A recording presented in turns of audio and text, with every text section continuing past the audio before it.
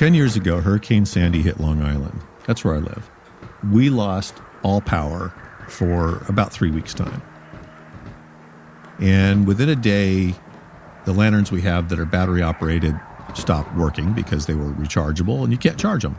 All of the food in the fridge just went to waste and I couldn't get the furnace working. So we were lighting fires in the fireplace. It was November and guess what? It snowed.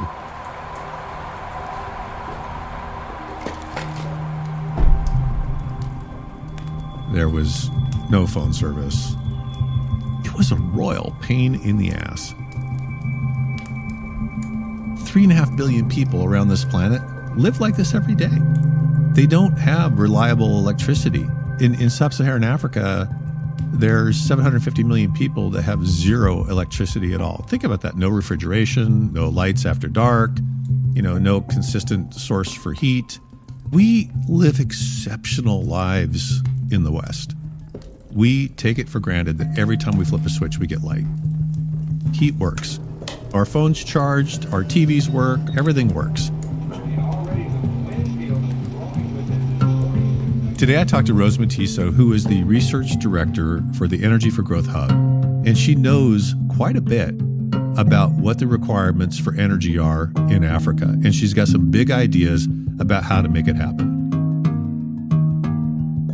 Not just how do you get light bulbs hanging and lighting in a village hut, but really how do you power industry? How do you change the equation? Because there's a very direct correlation between access to energy and poverty. I'm Jim McNeil, and welcome to Good Clean Energy.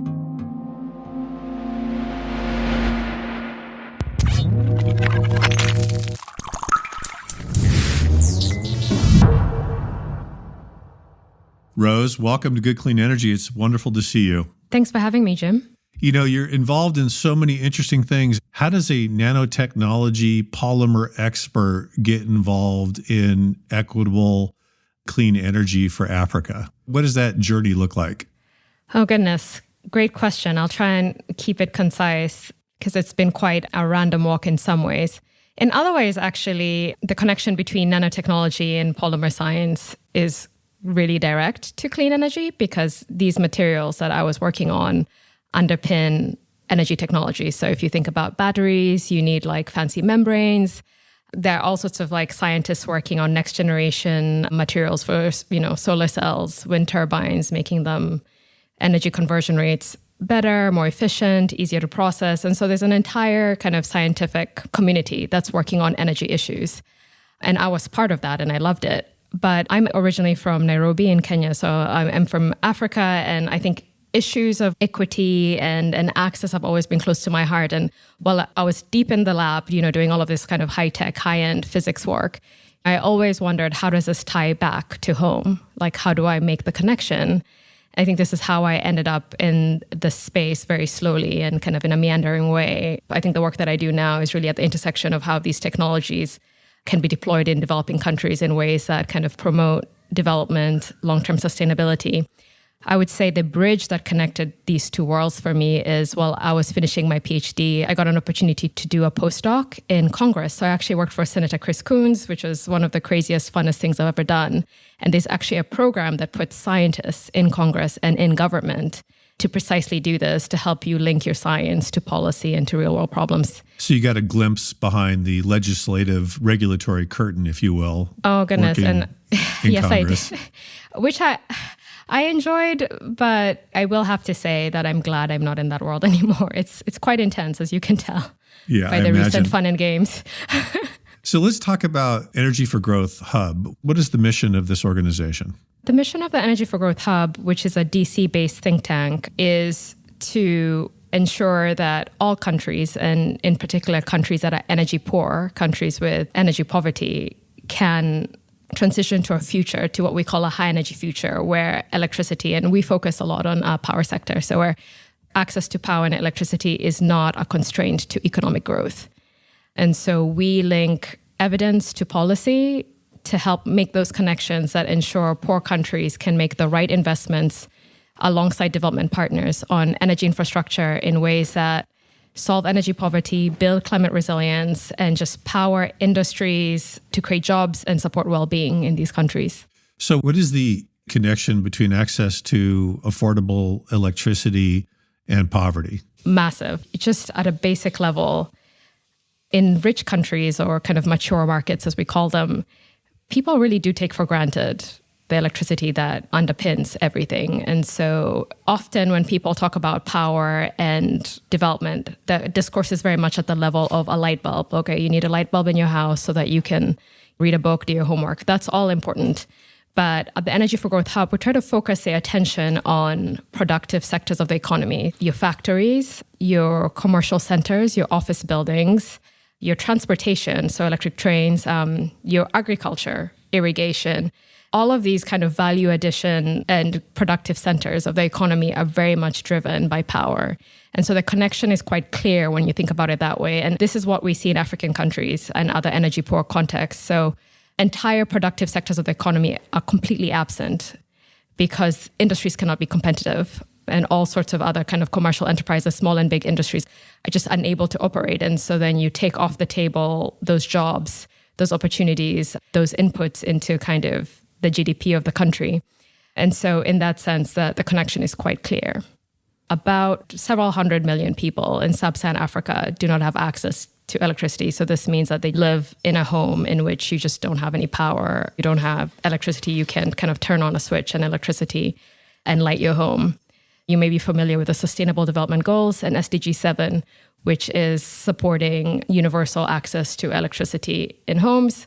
This is what has been the focus of discourse. And that is a population that is really, for the most part, the focus of that goal, and hugely important, especially from a kind of socioeconomic, social well-being perspective.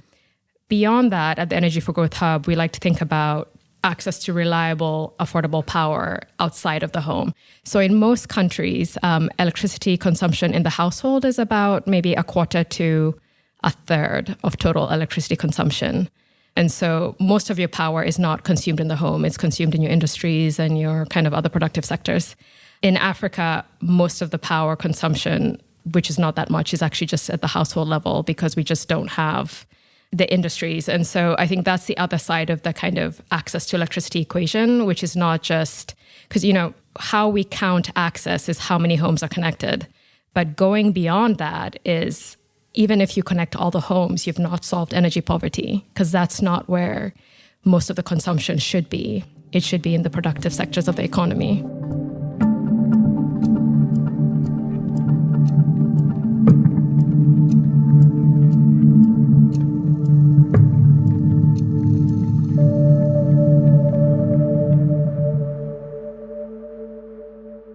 And now you grew up in Nairobi, and I imagine you had electricity in your home?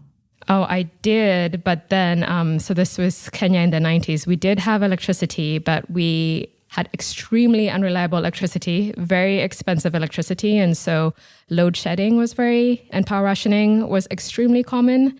We lived in a household in which if you had a light bulb on for half a second longer than you were in a certain room, my mom would kill you because it was just the most expensive thing was power. And so I would say I grew up in what I would consider and what I think the Energy for Growth Hub defines as energy poverty. So I felt it every day. Well, and also talk about equity. It's one thing to be able to have a light bulb so you can study after dark, but it's another thing to be able to have a refrigerator. Were you able to have a refrigerator in Nairobi?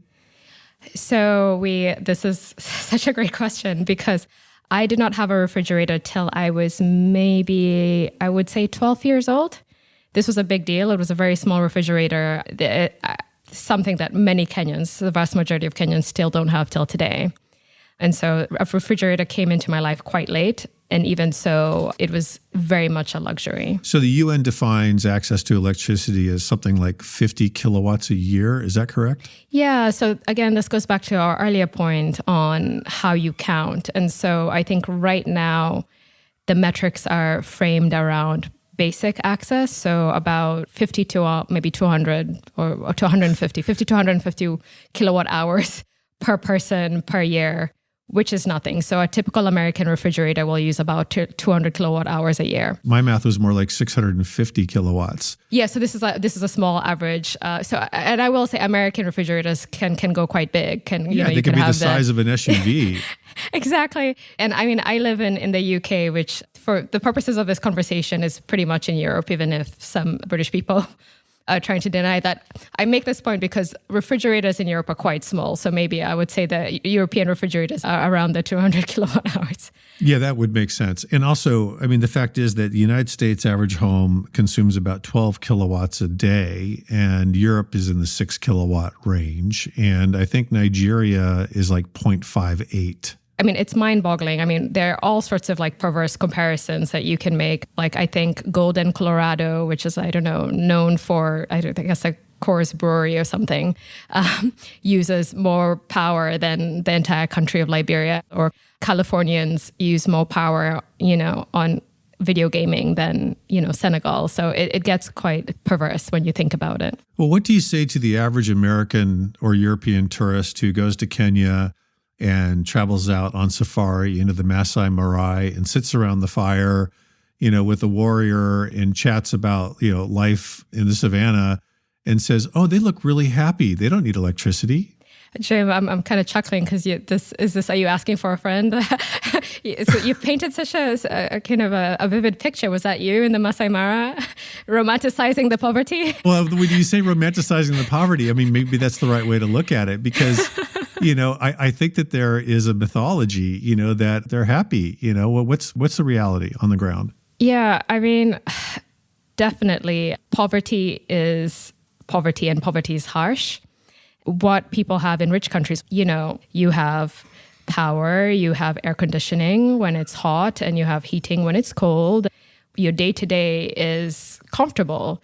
So what I would say to tourists and other people who kind of romanticize poverty is living in it day in, day out. It's not a novelty. It's really, really difficult to live under those conditions. It's a life that lacks dignity in many ways. And I think what we would like to see at the Hub is just every single person, irrespective of where they're from and where they live, to be able to access opportunity and utilize their potential. And so if you go to Kenya, for example, if you're a tourist, probably the person serving you in the cafe could even have a degree. This is really common. So even menial jobs are so competitive because there's such few jobs. One of the stats we like to point out is, over 1 billion people will be entering the job market, 1 billion young people in Africa by 2050. And it's just a dearth of opportunity. And to the point that graduates are doing really menial jobs and are competing, fighting for it. And so for us, this is what we mean by kind of complete squandering of potential. And so our dream is not for Africans to be consumptive or wasteful or whatever, or to recreate the inefficiencies that places like the US have of the West, but it's just for everyone to live a life of dignity, to realize their potential, and power, electricity, energy is central to that. And I think one of the narratives that has really taken hold when people think about Africa is these kind of leapfrogging narratives, which is, yes, there are all of these challenges, the young population, growing population, but, Africa will kind of have this magical technological transformation and completely leapfrog all of the mistakes of the world. I think aspirationally in many ways, obviously this is the goal, as I said, not to rehash the mistakes and efficiencies of rich countries. But on the other hand, I think the danger is a failure to appreciate the importance of infrastructure, like the physicality of the world. So even the internet, the internet is incredibly physical. Not only do you have the power infrastructure that powers the whole thing, you have data centers and fiber optic cables and all of these things. And so there are all of these leapfrogging narratives that engage in some kind of wishful thinking that we will create this kind of bright, shiny future in Africa and will completely bypass all of the hard work, and everything will be on an app. And so I think the big message is that there's a real physicality to energy infrastructure, to digital infrastructure, and that takes hard work, that takes investment, and creating opportunity for these billions of young people in Africa today and in the future will require us making those investments today. So I agree with you that we don't need to stretch copper across the continent of Africa to provide telephony. We don't need to use like huge centralized, power plants, the way we did the United States.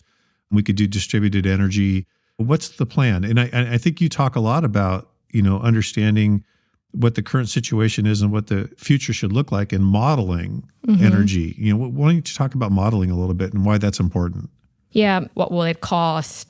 So this ties back to my point on kind of there's a little bit of a greenfieldness to Africa that captures the imagination of the leapfroggers, that in many ways this is a setting in which it's quite pristine from an energy and infrastructure perspective. So there's such a low baseline. And so there is an opportunity to build things in cool and interesting and new ways. And that's completely true. Energy modeling is important in general because we're trying to kind of run experiments about what the future energy system could look like. And this is true in every geography. So what are the trade-offs? What are the different options? What will it cost? What is possible? What is not? What are the constraints? And so modeling helps us kind of conduct these experiments. And modeling doesn't prescribe, it just guides, And this is why modeling exercises have to be iterative. You have to do them regularly. It's just like a way of informing our thinking and sharpening our thinking about where we're trying to go. A big issue in Africa is we don't have the, legions of data scientists and researchers and other people working on this. We're building it slowly. We're not quite there. We don't have the data. So it's really, really hard to do good modeling. And so there are all sorts of challenges. And it's something that is really overlooked that we are trying to draw attention to inform decision-making around the energy transition, around the future of energy in Africa. Hugely critical for development and for long-term sustainability. You need this evidence base. You need to run these models. You need to do this analysis. And we can't do it without the people. We can't do it without the data. Well, you can't do it without the political will either, can you? Exactly. And all of these models, I think one danger, and this is true in every geography, is the kind of nerdy modeling people often don't interconnect really well with decision-making. And so this is something else that is really crucial for the kind of the models and the technical communities to interface with the policy and political communities.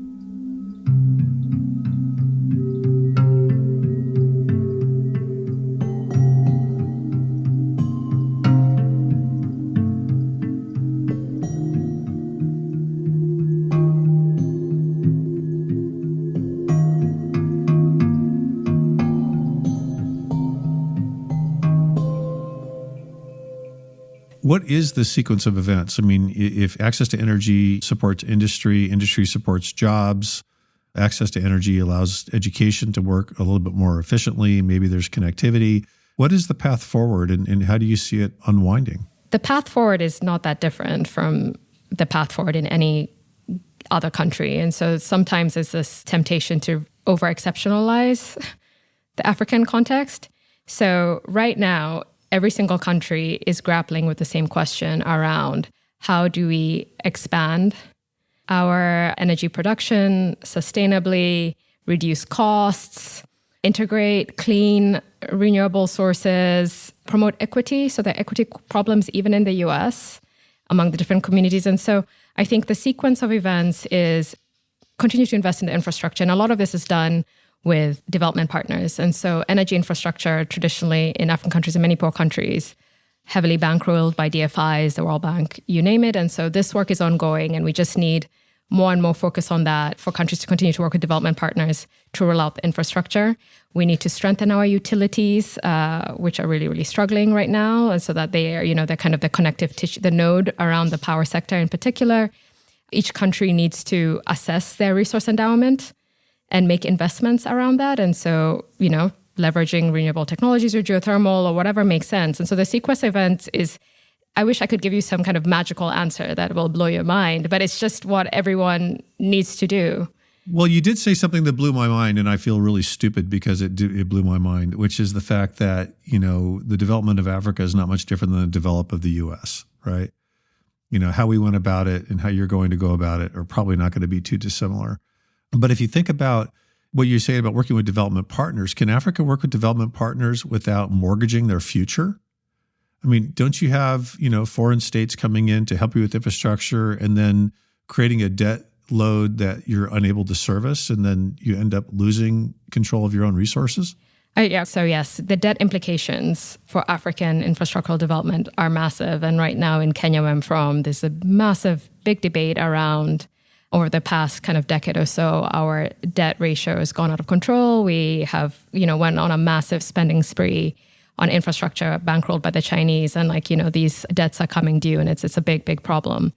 That being said, we have mechanisms within the kind of international system to support very low income countries. So we have, IDA eligible countries who are eligible to concessional loans, or low interest, concessional terms. So this kind of exists. The bottom line is infrastructure development requires investment. Yep.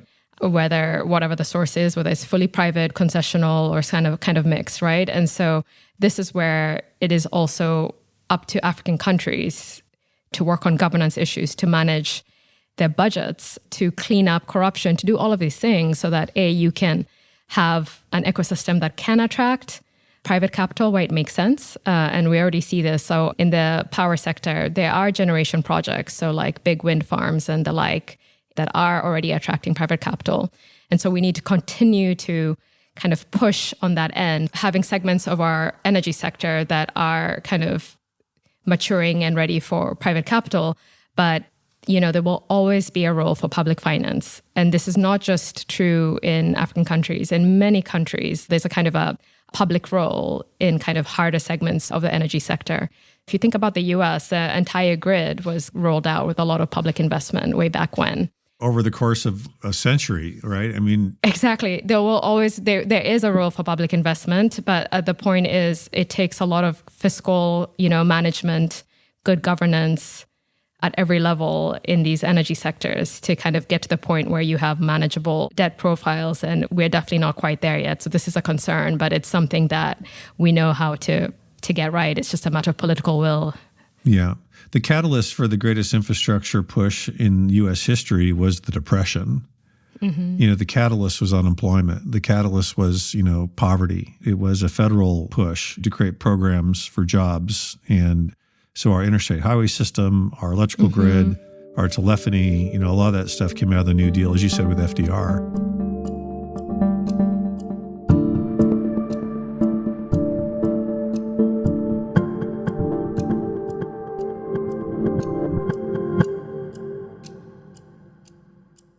Africa is massively resource endowed, not just with the resources of the old kind of fossil economy, but increasingly and more importantly, the resources of the new clean energy economy, the critical minerals, and you name it. And I think the big takeaway is that the old resource extraction model has not been a pathway for development. And so just putting bags of dirt on a boat and sending them to China or rich Europe to be refined and for all the value addition to happen outside of the continent has not led to opportunity. And so I think looking forward, it's hugely important that we get more local production and value addition on the continent. So I would love to see in the area of, say, rare earths and other critical minerals, I would love to see more kind of mid and downstream processing and refinement happening on the continent, consumption and use on the continent. We're also building industries around the resources that we have. We have more local productions. And this is obviously a long-term pathway. It's not going to happen overnight. In the short term, we need more like resource governance, transparency, and all these other things.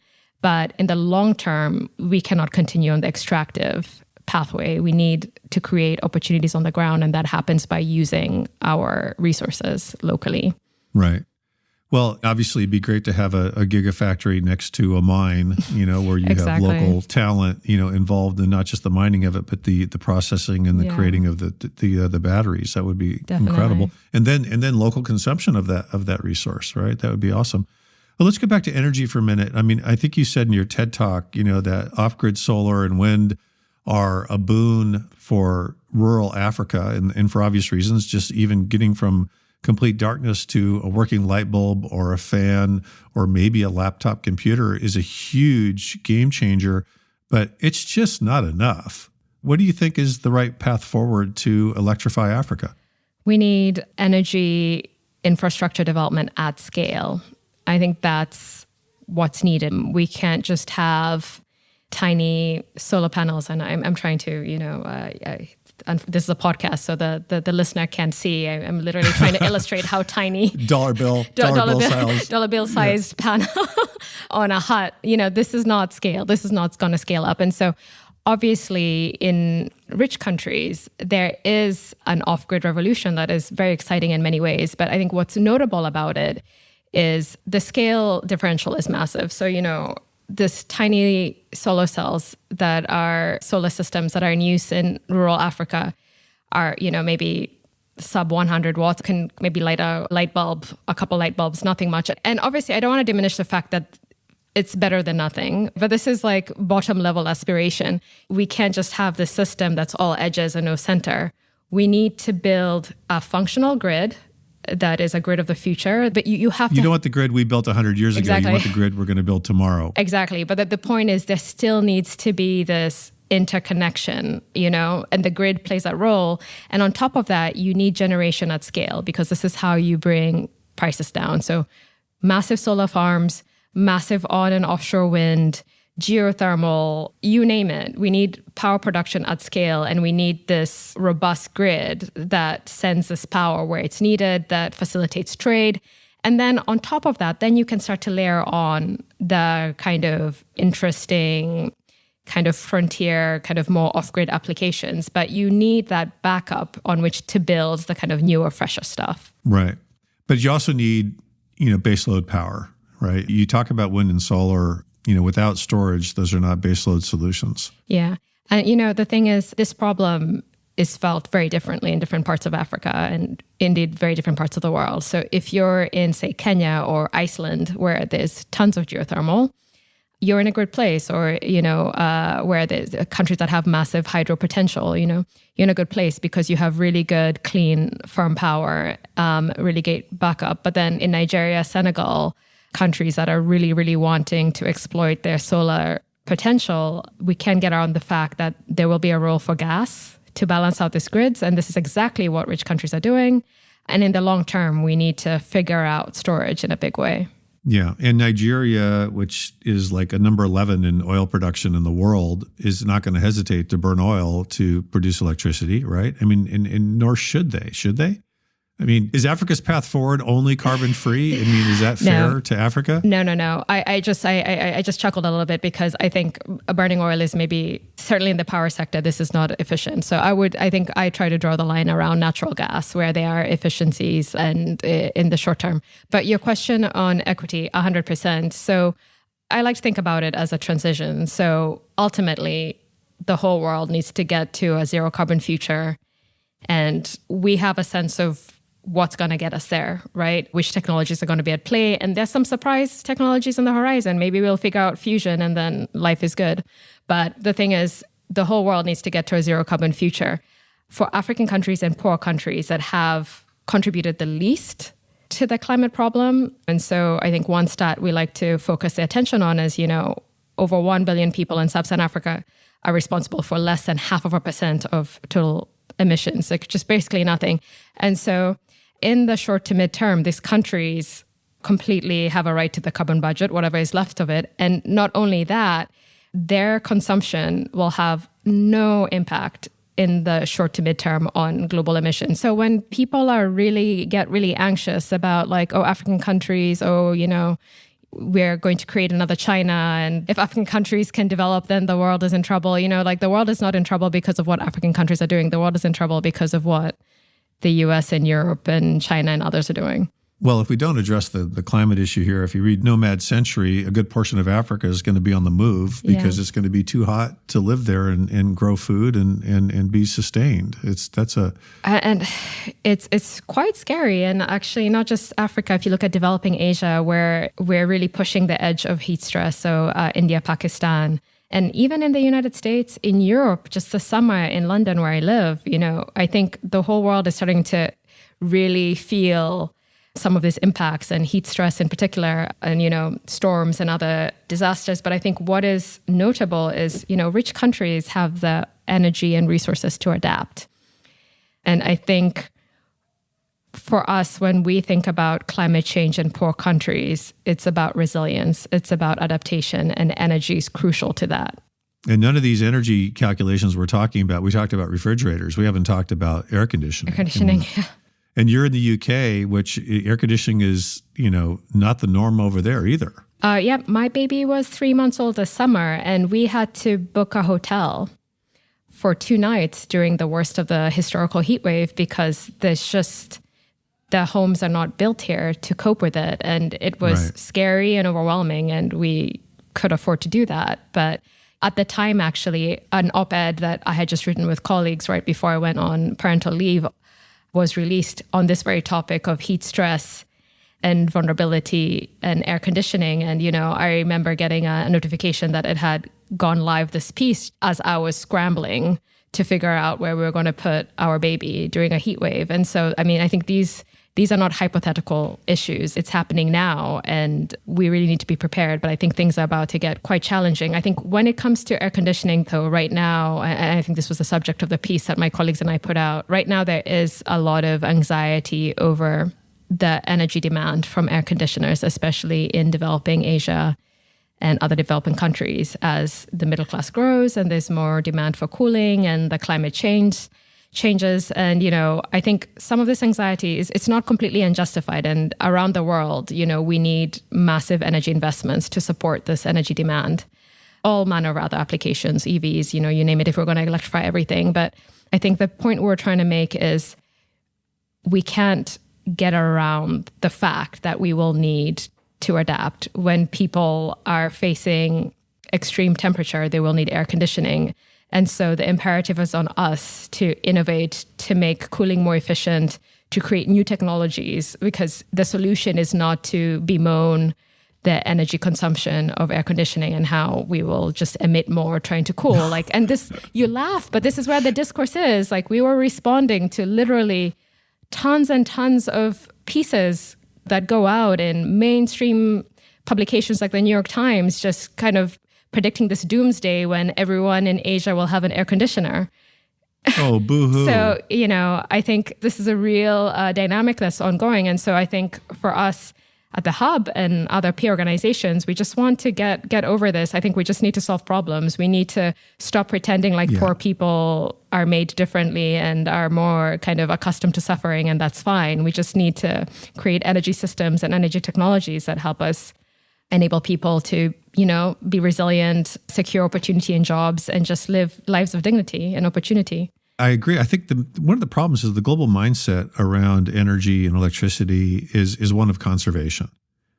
It's one of, this is a rare resource, it's expensive, it comes at great cost, and so use it as little as possible. I'm somewhere on the spectrum between a kind of minimalist and a maximalist view of what is possible and how much we can consume. I do really believe, I'm a techno-optimist, so I do believe that technology innovation is going to help us solve many problems, just as it has historically and moving forward. I think that sometimes there is a lack of imagination in terms of what is possible. We can continue to do things better, faster, unlock new technologies, solve new problems, and we have so many bright minds thinking about this. And if we just make the right investments, I'm really, really optimistic. On the other hand, I do think that we can't have it all in terms of how much we extract from the earth, and trade-offs have to be made. But then what is really frustrating to me is that the trade-offs are really assumed to be borne by the poor. The idea is that the rich countries continue to have their cake and eat it, and then we are the ones who have to be stuck in poverty. I think that's really drives me crazy. Yeah, well, we could go on and talk about equity all day long, about how it's not fair that, the U.S. and the Western developed world exploited oil and exploited, put all the carbon in the atmosphere and caused all these problems. But we have a lot of really fat and happy people over here, and they don't want their SUV to be taken away from them. And if you talk to them in the sense of what would happen if Africa, grew GDP tenfold in the next 20 years, right? I mean, that would be an amazing thing. I mean, the pie is getting bigger. It means the mean income in Africa goes up. It means we have more to share. When you talk about electricity, I think for the growth period that we're talking about for Africa, something like fusion energy is a completely viable solution, for Africa in the second half of this century, without question. Oh gosh, yeah. I'm constantly just praying to the clean energy gods that we can figure out fusion ASAP. It's coming, and that's what I mean when I say that I'm a techno-optimist, that, we are just scratching the surface of what is possible with technology.